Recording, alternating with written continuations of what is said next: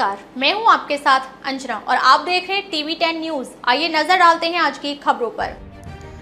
मथुरा वृंदावन नगर निगम द्वारा रूट वितरण में हो रही देरी और भ्रष्टाचार के आरोपों से नाराज ई रिक्शा व ऑटो चालक मंगलवार को उत्तर प्रदेश सरकार के कैबिनेट मंत्री चौधरी लक्ष्मी नारायण के आवास पर पहुंचे। बड़ी संख्या में पहुंचे चालकों ने कैबिनेट मंत्री से अपनी पीड़ा साझा करते हुए न्याय की गुहार लगाई। चालकों ने मंत्री को बताया कि रूट वितरण की घोषणा के कई दिन बीत जाने के बावजूद अब तक हजारों चालकों को रूट नहीं मिल पाए हैं। उन्होंने आरोप लगाया कि जिन लोगों ने तय शुल्क से अधिक पैसे दिए हैं उन्हें प्राथमिकता के आधार पर रूट आवंटित कर दिए गए हैं, जबकि नियमों का पालन करने वाले चालक दफ्तरों के चक्कर काटने को मजबूर हैं। इससे सैकड़ों परिवारों की रोजी रोटी पर संकट खड़ा हो गया है। चालकों की बात गंभीरता से सुनते हुए कैबिनेट मंत्री चौधरी लक्ष्मी नारायण ने उन्हें आश्वासन दिया कि रूट वितरण में किसी भी प्रकार का अन्याय नहीं होने दिया जाएगा।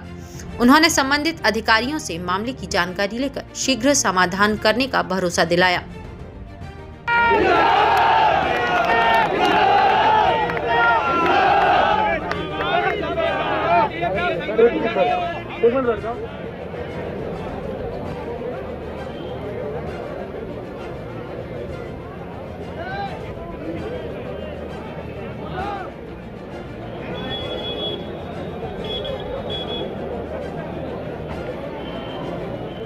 ठीक है भैया भैया ये कह रहा हूँ, ये इधर क्या कर रहे हैं? इधर आ भैया, इधर आ जाओ भैया, इधर आ जाओ, इधर आइए सभी, सब लोग इधर आ जाओ, इधर आइए, आगे खड़े हो, लगा के कहीं नहीं खड़ा होना है।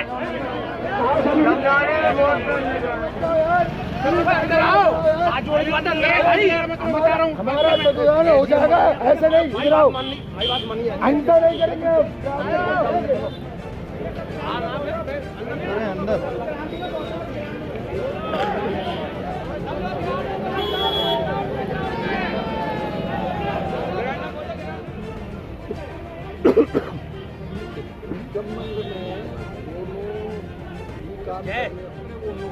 मेरी बात सुनो, हम आपकी बात को जो हर बात का सम्मान कर रहे हैं। पैसे के ऊपर क्यों नगर निगम ऐसा कर दे रहे हैं? हाँ बताइए। जब तक पंजीकरण नहीं पूरा हो जा रहा है, हाँ जब तब तक एक टोकन दे दे रहे हैं इन लोग को। ठीक है, वो टोकन ये लोग लगा दें, लेकिन पंजीकरण अपना आकर के 30 दिन एक लिमिट कर देंगे, 30 तारीख।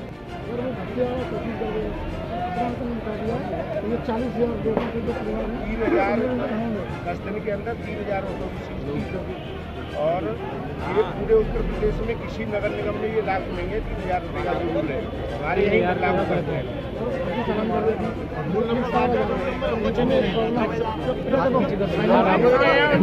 मुझे दो समस्या बताई थी। एक समस्या तो ये है, एक इनके पास DRTO का टैक्स कंप्लीट कर चुके हैं। 3000 रुपये नगर निगम ने इनके ऊपर एक्स्ट्रा टैक्स लगाया। एक तो इन्होंने ये बताया है। दूसरा इन्होंने ये बताया है कि पिछले 2-3 दिन में ही SP ट्रैफिक ने इनके करीब 2,500-3 हज़ार चालान किए हैं। अब वो कैसे चालान किए हैं, तो मैंने इनसे ये कहा है कि नगर आयुक्त और मेयर इन दोनों के साथ बैठ के हम टैक्स वाली समस्या की चर्चा करके उसका समाधान करने की कोशिश करेंगे। और SSP और SP ट्रैफिक और DM को बुला के चालान से संबंधित जो भी समस्याएं हैं उनका समाधान करने के लिए हम कोशिश करेंगे।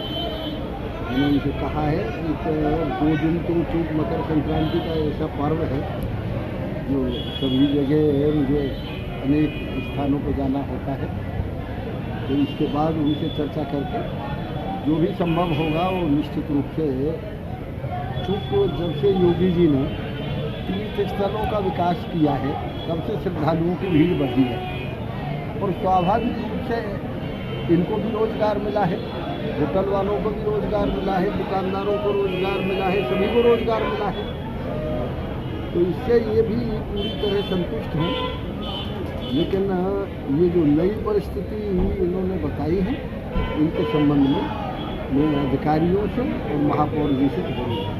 सर, एक ऑटो चालक को आज अटैक भी आया है इसी विक्रम को लेकर के, आपकी तरफ से कुछ? ये मेरी जानकारी नहीं है, मुझे बताया भी नहीं।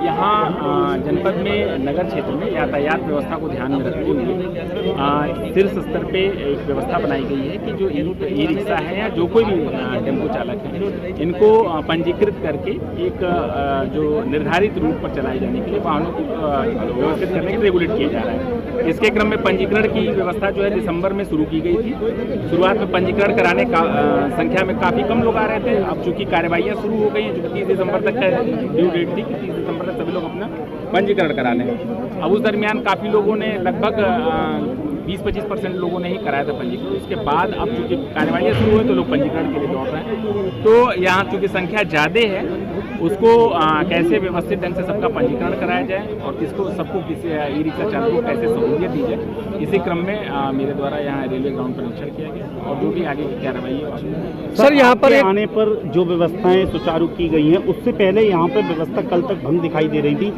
ऑटो चालक नारेबाजी कर रहे थे, 3000 रुपये ले लिए गए हैं उनसे, दोबारा उनको रसीद नहीं दी गई है, 5-5-6 दिन उनके पैसे जमा हैं। उस बात को लेकर आप तक कोई चर्चा इस तरीके की पहुँची?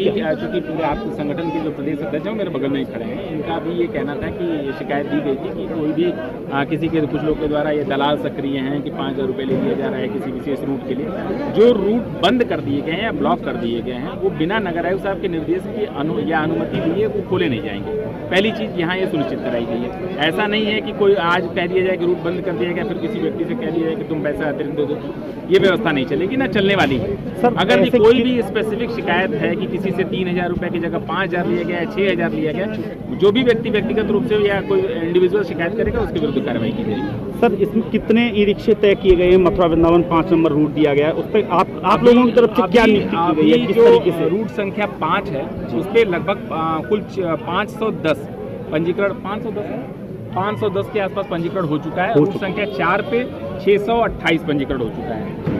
इसके बाद जो भी पंजीकरण होना होगा या आगे जो किया जाना होगा, अब ज्यादातर लोग सर 5 नंबर ही यहाँ जरूरत होगी तो आगे बढ़ाया जाएगा, अन्यथा जो और जो शेष रूट हैं, 8 टोटल 8 रूट हैं, 8 है ना, 10 रूट हैं। 10 रूट में जिसको पंजीकरण कराना है वो जल्दी करा ले, नहीं तो और भी रूट ब्लॉक हो जाएंगे तो फिर वहाँ एक समस्या है। सर, बताया जा रहा है पहले से ही है और उस पर और भी ज्यादा लोग लेने का प्रयास कर रहे हैं, तो आपकी तरफ से कितनी संख्या सीमित की जा चुकी है? सीमित कितनी की जा चुकी है संख्या? अभी फिलहाल 510 जो हो चुका है पंजीकरण, इस पर रोक दिया गया है। इसके ऊपर जो भी करना होगा उसके लिए शीर्ष स्तर से नगर आयुक्त साहब की अनुमति के बिना कोई पंजीकरण नहीं किया जाएगा। और सर, यहाँ पे एक अफवाह फैलाई जा रही है, या वो अफवाह है या हकीकत है कि किसी लड़के की? फिलहाल जो जानकारी मिली है उसमें ये सूचना है कि किसी को कोई कैजुअलिटी नहीं हुई है और जब तक कुछ खबर ना हो कि इस तरह की चीज़ें हैं तो हुई हैं, तो तब तक किसी तरीके से लोग किसी को अफवाहों से लोग बचें। यहाँ जो भी ई रिक्शा चालक हैं किसी प्रकार के लोगों के प्रलोभन या मिसगाइड ना हो, इससे चूंकि भ्रामक खबर देने से चूंकि व्यवस्था बिगड़ती है, बनती नहीं है। सर, जो 3000 रुपये पहले ले लिए गए हैं, 5-6 दिन के लिए ले लिए गए हैं, उसके बाद में अब उनसे कह दी जा रही है 5 दिन और रुकिए, तो वो प्रक्रिया क्या है? उनको रसीद नहीं दी गई है सर? नहीं, रसीद सबको दी गई है। क्यों नहीं, रसीदें सब नहीं दी गई हैं। कल कम से कम 40 से 50 लोग इस तरीके के थे, करीब 250 से 12 रुपये ले लिए। अभी कोई व्यक्ति ऐसा नहीं मेरे सामने आके खड़ा हुआ है जिसने बताया कि मैंने पैसा दे दिया है, मुझे रसीद नहीं दी गई। अगर कोई व्यक्ति ऐसा आता है तो मैं उसको तुरंत रसीद दिला दूंगा और जिसने भी इस तरीके से किया उसके विरुद्ध कार्रवाई की जाएगी। अगवा जो फैलाई जा रही है उनके विरुद्ध क्या कार्रवाई की जा रही है? अभी फिलहाल ये सूचना मिली है कि ये भ्रामक खबर फैलाई गई थी कि किसी व्यक्ति का कोई साथ कोई कैजुअलिटी हुई है, इसकी जांच कराई जा रही है। अगर इस तरह कोई अफवाह फैलाई उनके विरुद्ध सुसंगत धाराओं में अभियोग पंजीकृत कराया जाएगा। ठीक, अब तक के लिए बस इतना ही। फिर मिलते हैं अन्य खबरों के साथ। मुझे दीजिए इजाजत। अपने आसपास की खबरों को देखने और हमारे साथ जुड़ने के लिए हमारी खबरों को लाइक करें, कमेंट करें, चैनल को सब्सक्राइब करें, हमारे फेसबुक पेज को फॉलो अवश्य करें। धन्यवाद।